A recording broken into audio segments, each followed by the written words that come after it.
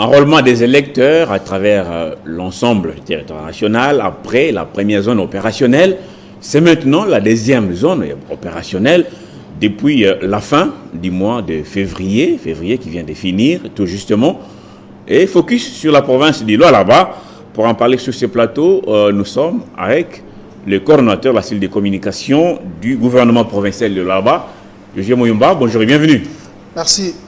En séjour à Kinshasa, c'était à l'occasion de la visite papale. On en a parlé, ça fait très longtemps qu'on a reçu les Saints-Pères chez nous. François est arrivé, Masuka a fait ses déplacements. Pourquoi cet attachement? Est-ce que les catholiques? Bien sûr, c'est une question. Quand vous la posez dans la province de Lualaba, même dans l'espace Katanga, on va se dire, mais il n'a pas suffisamment d'infos sur la personne, c'est tout à fait normal. Donc, Marie-Thérèse Masuka étant une fervente chrétienne, catholique, elle ne pouvait pas rater cette occasion. Parce qu'il s'agit de son père spirituel au niveau mondial. Donc cela a motivé la gouverneure et aussi parce que le pape François est venu en République démocratique du Congo pendant la période où ce pays, au cœur de l'Afrique, est agressé dans sa partie est. Précisément dans le territoire de Rutshuru, province du Nord Kivu. Il y a une situation qui inquiète énormément tout le pays. Le chef de l'État ne ménage aucun effort. Il a appelé à la solidarité nationale et c'est chaque jour que la gouverneure mobilise, pose des actes pour encourager aussi nos forces armées. C'est pourquoi il a cessé de multiplier. Il y a eu des marches, des soutiens au commandant suprême des forces armées de la RDC, de la police. Aussi, elle a communié avec les femmes, des militaires et policiers, au stade Manika, dans la commune qui porte le même nom. Donc, c'est pour dire, son chef spirituel au niveau mondial est venu. Comme il est venu pour aussi porter de la voix dans la situation inquiétante qui se déroule dans la partie est du pays, et puis elle étant responsable, étant gestionnaire d'une province économique, l'économie marche avec la paix. Il faut qu'il y ait la paix pour que les investisseurs travaillent et pour que le pays ait les moyens pour financer ces différents projets. Donc, elle n'a pas... C'est tout à fait normal qu'elle puisse venir. Elle a mobilisé toute une grande délégation constituée des membres de son gouvernement et même de son cabinet. Il y avait aussi l'évêque du diocèse de Kolosi, Monseigneur Kamba, qui était aussi accompagné des différents responsables ecclésiastiques de Kolosi ou du Lualaba. Elle n'est pas venue même bredouille, elle a apporté différents présents au souverain pontife. Comme offrande? Oui, une façon, parce que nous sommes en Afrique, hein, quand vous allez quand même rencontrer un responsable, quand vous allez rencontrer, surtout pour elle, c'est le responsable spirituel, le responsable de son église, elle a apporté beaucoup de présents. Il y avait des chapelets, il y avait des croix fabriquées. Oui, au-delà des convictions, au-delà de cette conviction personnelle, elle est catholique bien sûr, elle est venue voir son chef spirituel, mais elle est autorité de la province. Elle est autorité de la province. Le pape a lancé un message fort, voilà, surtout par rapport à la gestion de la chose publique, la corruption, le fait de vivre pour soi au lieu de s'intéresser aux pauvres. On sait que dans la province de Lualaba, il y a beaucoup de pauvres, malgré les sous-sols qui est très riche. Est-ce que ce message a capté l'attention particulière de Mme Masuka? Il y a beaucoup de pauvres, mais il y a aussi un travail important qu'elle abat sur place pour que cette pauvreté diminue ou prenne fin complètement. C'est la ligne de conduite lui donnée, tracée pour elle par l'autorité suprême du pays, Félix Antoine Tshisekedi Tshilombo, c'est de changer l'image de la province, réduire, mettre fin à cette disparité qui existe, vous venez de le souligner, et c'est pourquoi elle travaille sans compter. Elle travaille comme... parce que les défis sont énormes, la province a beaucoup souffert malgré ses énormes richesses. C'est ce qu'elle fait nuit et jour. Elle sacrifie parfois ses week-ends, dimanche. Elle se donne, on l'a vu, vous avez annoncé la thématique sur l'enrôlement des électeurs. On va y arriver, mais cette question, souvent, je vous la pose toujours, cette question. Oui. Le chef de l'État a dit, avant la fin de mon mandat, je ferai des Congolais, certains Congolais, hein, je vais créer la classe des millionnaires congolais. Et Tshisekedi compte beaucoup plus sur cette province riche, la province du Lualaba. Est-ce que Masuka, dans presque 2 ans qu'elle a de la province, est-ce qu'elle a su créer, est-ce qu'elle est dans cet élan, est-ce qu'aujourd'hui il y a des millionnaires Lualabais? Il y a cet élan, je peux vous citer, pour ne pas abuser de votre temps, il y a des Congolais qui se sont lancés dans la construction des routes. C'est quelque chose qui ne pouvait pas, qui n'existait pas avant. Il y a l'exemple de Mousk Engineering, une entreprise de génie civil au niveau local. Son responsable, c'est un jeune qui a étudié à Mutoshi, une école technique de la place. C'est bien lui qui construit, il construit une bonne partie de route dans la ville de Kolwezi. L'avenue Ngungandu, je crois que vous avez eu le temps de visiter quand c'était encore un chantier. Maintenant, cette avenue est presque terminée avec le pont que vous avez visité qui était embryonnaire en son temps. L'avenue Ngungandu est asphaltée donc à 90%. Il reste juste la partie du pont. Le pont, les travaux ont été retardés parce qu'il fallait indemniser les habitants qui avaient construit dans la servitude. Ces choses faites, le pont est presque terminé. Le pont est terminé. Il y a même la couche de base qui est placée. Il reste juste d'ici quelques jours.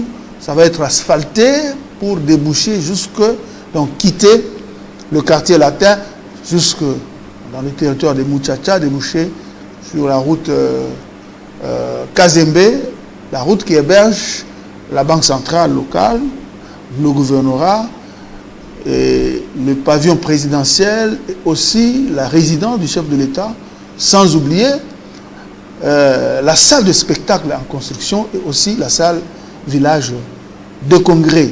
Donc, ça veut dire il y en a autant, il y a beaucoup de Congolais. Des marchés ça et là. Oui, en tout cas, c'est un effort visible et parfois on condamne. Il y a certains compatriotes qui ont toujours cet handicap, je peux appeler ça ainsi, ce complexe d'infériorité. Qui ne veulent pas qu'il y ait des Congolais qui ont de l'expertise éprouvée et si on constate qu'ils ont été, qu'ils ont respecté toute la procédure en ce qui concerne la passation de marché, et ils arrivent à faire du travail, d'intérêt public, du travail pour leur propre pays, leur propre province. Donc, c'est un mot d'ordre, c'est un appel qui est observé dans la province du Lualaba, et la gouverneure Masuka exploite cela, travaille là-dessus pour encourager les jeunes ou les Congolais, les entrepreneurs qui ont réuni toutes les conditions pour servir l'État en construisant les ouvrages d'intérêt public. Merci Muyumba. Le 25 février, janvier dernier, parce que je suis trouvé en besogne, la CENI a lancé cette opération d'enrôlement des électeurs dans votre province, les Lualaba. On sait qu'à Kinshasa, il y a eu des couacs, pas trop d'engouement, des machines qui tombent en panne, parfois des OPES pas très bien formés. Kadima a dit que ça pouvait être corrigé. Au Lualaba, qu'est-ce qui se passe en ces moments? Est-ce qu'il y a l'engouement? Est-ce qu'il y a des couacs tels que ceux qu'on a connus à Kinshasa?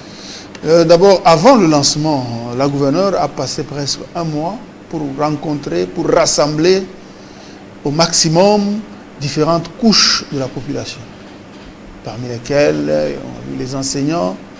C'était au stade Manika. Il a rassemblé les enseignants, plusieurs milliers d'enseignants.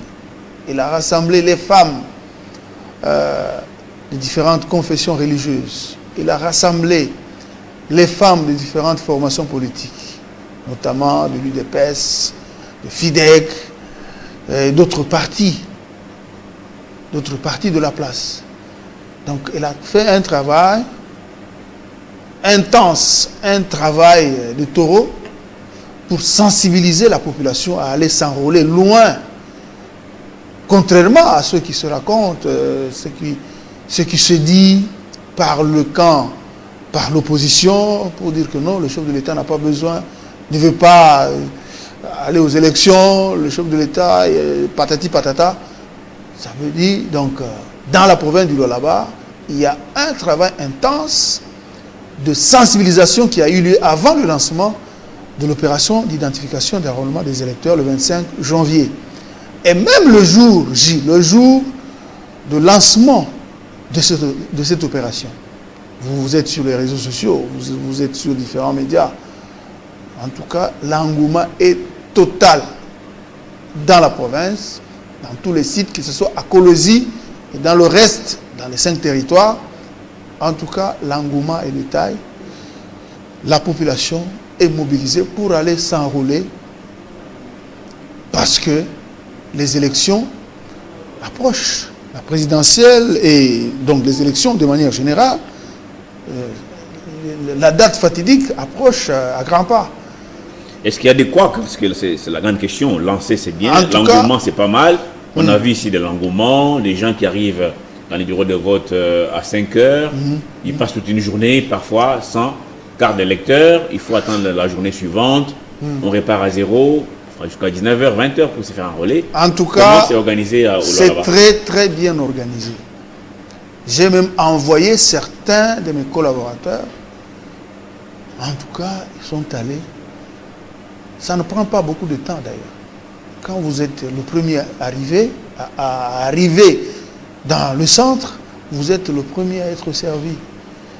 Je ne sais pas si j'ai dit, vous êtes accro aux réseaux sociaux, accro aux médias, vous êtes dans les médias. Je ne sais pas si vous avez entendu quelque chose d'anormal depuis que cette opération a été lancée dans la province du Lualaba par la gouverneure de province. Alors, Lualaba, ce n'est pas seulement Kolosi, c'est une grande province avec des territoires, des villages. Pour que ces machines arrivent dans certains coins, il faut qu'il y ait des routes. Est-ce qu'il y a accessibilité? Est-ce qu'il n'y a pas un problème d'énergie quelque part qui se poserait? On a vu des photos, bon, ça c'est pas au Lualaba, c'est ailleurs, mais quelqu'un dans une parcelle, à même les sols, en train d'enregistrer. Comment ça se passe au Lualaba par rapport à l'accès, surtout dans des milieux reculés? En tout cas, toutes les dispositions sont prises pour que le matériel, les kits électoraux, arrivent dans tous les coins de la province. Il y a les travaux. Récemment, la gouverneure a réceptionné un nouvel atelier d'engins pour les travaux de génie civil, les travaux de construction des routes et ponts. Donc, et c'est chaque jour qu'elle s'attelle avec son ministre des travaux publics, son ministre des infrastructures, le ministre provincial. En tout cas, sur ce point, il y a un travail qui se fait pour réhabiliter, pour aplanir davantage, construire les routes provinciales, même les routes nationales, avec l'office des routes et l'office de voirie et drainage. Donc, sur le point d'acheminement, du bon déroulement sur le point de la logistique, en tout cas, jusque-là, je n'ai pas encore reçu des plaintes, que ce soit du côté de la population et même du côté de la CENI. Donc ça veut dire, d'abord la CENI a trouvé la province en train de désenclaver tous les coins. Et aussi, au moment où je vous parle, la province construit un immeuble à 3 niveaux qui devra abriter le secrétariat local de la Commission électorale nationale indépendante. Les travaux ont atteint, donc les travaux ont avancé de manière considérable, à plus de 50%, et ça va permettre à l'État congolais de ne pas dépenser, parce qu'actuellement, la CENI loue un bâtiment de la GKB, que ce soit pour son administration et même pour l'entreposage des matériels, ce qui fait débourser d'énormes sommes d'argent à l'État congolais. C'est pourquoi, pour mettre fin à cet état de choses, la gouverneure a initié les travaux de construction d'un immeuble moderne qui va abriter toutes les structures de la Commission électorale nationale indépendante, et ça va encore booster le travail de la CENI et faire en sorte que les élections dans cette province se déroulent dans des conditions confortables. Ces élections sont attendues par tous, d'abord les acteurs politiques, aussi la population qui tient à sanctionner. Souvent vous dites que le bilan de Mme Masuka est positif, parce que vous évoquez un bon nombre de réalisations sur le terrain. Mais revenons à cette mobilisation par rapport à l'enrôlement. À ces moments, on voit beaucoup de candidats qui partent se faire enrôler, et puis ça bascule vers les messages des campagnes précoces. Au Lualaba, quelles sont les dispositions prises pour appeler les autres, les uns les autres, au respect de cette ligne rouge, tracée notamment par les CESAC, ça c'est par rapport aux médias, mais de manière générale, la campagne n'a pas débuté. Comment est-ce que tout ceci est encadré? Bon, ça c'est peut-être une question qu'il faut poser à la représentation du CESAC au niveau du Lualaba, au niveau de l'espace Katanga. En tout cas, à notre niveau, au niveau de l'exécutif provincial du Lualaba, au niveau du gouvernement provincial, en tout cas, il n'y a pas on n'est pas dans la campagne avant la campagne. Il n'y a pas cette intention de battre la campagne avant la date fixée par la commission électorale, avant le calendrier électoral, avant le lancement officiel de cette activité. Mais il y a un travail de construction de manière systématique, pas plus tard qu'hier. Je l'ai dit, la gouverneure a réceptionné un autre atelier, c'était en présence des députés provinciaux et aussi en présence des différents membres du gouvernement provincial. Donc c'est quelque chose, parce qu'il y a une ferme détermination pour construire, donner le bilan. On a l'impression donner le bilan au chef de l'État. Parce que quand on parle des élections, nous avons besoin que notre candidat, Félix-Antoine Tshisekedi Tshilombo, puisse avoir des arguments pendant la campagne. La campagne n'a pas encore commencé. Le travail qu'on fait aujourd'hui, c'est pour lui donner des arguments en construisant les infrastructures d'intérêt public. Une question. Oui. J'étais moi-même au Lualaba il y a une année et demie passée, et 8 mois à peu près. J'ai vu des chantiers. On a l'impression qu'on passe tout le temps à lancer des travaux. Jamais il y a la remise de tel ouvrage, l'inauguration. Est-ce que Madame Masuka n'embrasse pas tellement de choses que finalement la coordination pose problème, ou même aller jusqu'à la finition? Il y a plus de 700 chantiers lancés. Plus de 700 chantiers lancés depuis que la gouverneure Masuka est à la tête. Qui sont toujours en cours d'exécution. L'exécutif provincial. Ça avance. Elle a fait, donc, aux affaires, elle a fait 2 ans, mais le travail, les moyens, elle a eu accès aux finances de la province, je crois, il y a une année et demie. Une année et demie. Ce sont des grands ouvrages. Le Lualaba est à la phase de construction. Mais nous risquons d'atteindre décembre laissez-moi 2023 sans inaugurer un seul ouvrage. Laissez-moi terminer. S'il vous plaît. Vous m'avez posé la question. Laissez-moi terminer. Vous allez parler. Vous avez parlé. Construire sans terminer, c'est détruire. Est-ce qu'il y aura des inaugurations ou pas? Cette année, c'est l'année des inaugurations. Vous êtes passé au niveau du pont Tchata, prolongement de l'avenue Omungandu. Il y avait juste le creusage pour mettre les bases et tout ça. Actuellement, le pont est terminé. Même la couche de base est déjà posée. Il y a eu juste le problème d'indemnisation des compatriotes qui ont construit dans la servitude de l'État. Ces compatriotes ont été indemnisés et ils ont été évacués. Les travaux sont terminés presque. Il reste juste le moment de poser l'enrobé, de poser l'asphalte. Il y a l'aérogare, la nouvelle l'aérogare moderne de Kolwezi. Je crois, je ne sais pas si vous avez eu le temps de visiter cet aérogare. Les travaux ont sensiblement avancé. Ce sont des travaux d'intérêt public, ce sont des travaux d'envergure. Ce ne sont pas des travaux qui peuvent, comme on en a connu avant, on nous parlait parfois, il y avait des routes politiques.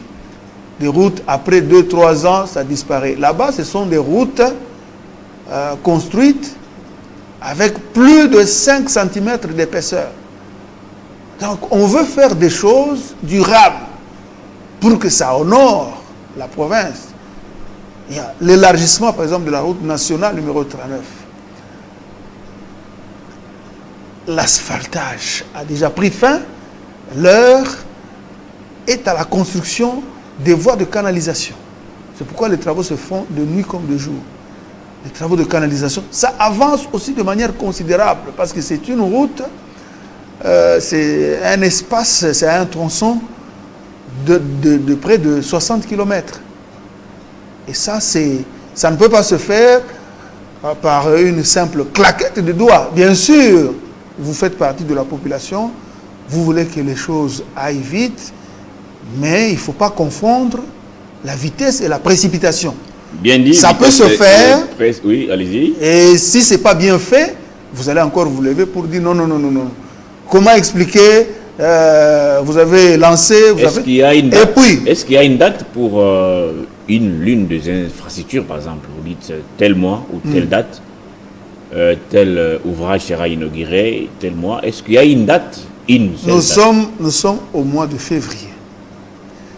D'ici 5 mois maximum, on va commencer à inaugurer certains ouvrages d'intérêt public. Juillet 2022, José Mouyumba. Il y a par exemple l'hôpital, la clinique moderne Mwangeji.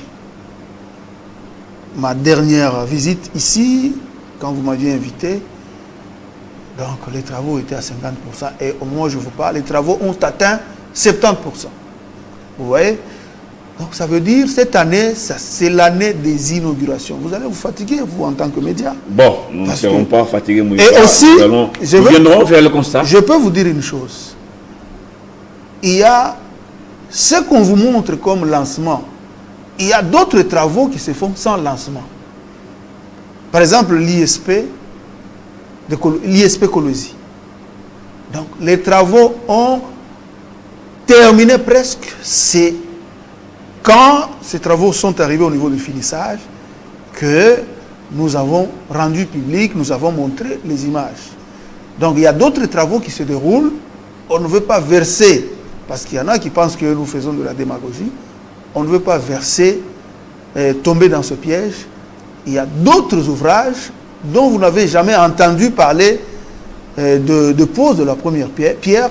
Vous allez juste voir, vous allez juste constater l'inauguration, les inaugurations en cascade au cours de cette année. Merci beaucoup. Josué Mouyumba, oui, année électorale, c'est vrai, mais ceux qui sont plutôt au service de la population doivent continuer à poser des actes parce que les bilans, il faudra les défendre tout à fait pendant la campagne. Là, on n'est pas en campagne électorale. Non. Voilà, c'était pour parler élection ou enrôlement des électeurs d'abord dans cette province de là-bas. Kadima a lancé dans la deuxième zone opérationnelle. Voilà, il était là. On attend voir les résultats. Voilà. D'ici là, s'il y aura, on l'a vu au là-bas. S'il y aura prolongation ou pas, comme c'est il a vraiment apprécié le travail. Comme c'est le cas maintenant. Abattu là-bas. En tout cas, même les bon, agents. Il était là pour. Les agents commis à cette tâche, jusque-là, en tout cas, j'ai envoyé différentes personnes pour en savoir plus. En tout cas, jusque-là, il n'y a pas de plainte.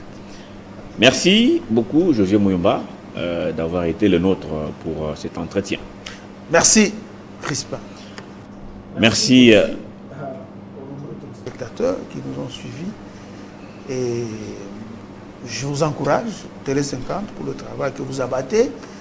Et vous êtes une chaîne partenaire qui rend un énorme service, non seulement à la province du Lualaba, mais aussi à toute la République. Il y a de quoi vous jeter des fleurs et jeter des fleurs à l'initiateur de cette chaîne, Jean-Marie Kassamba, pour ce professionnalisme. Merci visible. beaucoup, Mouyomba, et surtout bon retour. Tant vanté dans tout le pays. Oui. Ouais, merci, et bon retour surtout là-bas. J'espère que Mme Massouka va ramener à ses administrés cette bénédiction papale. Merci à vous tous de nous avoir suivis de partout. Restez branchés sur Télé 50.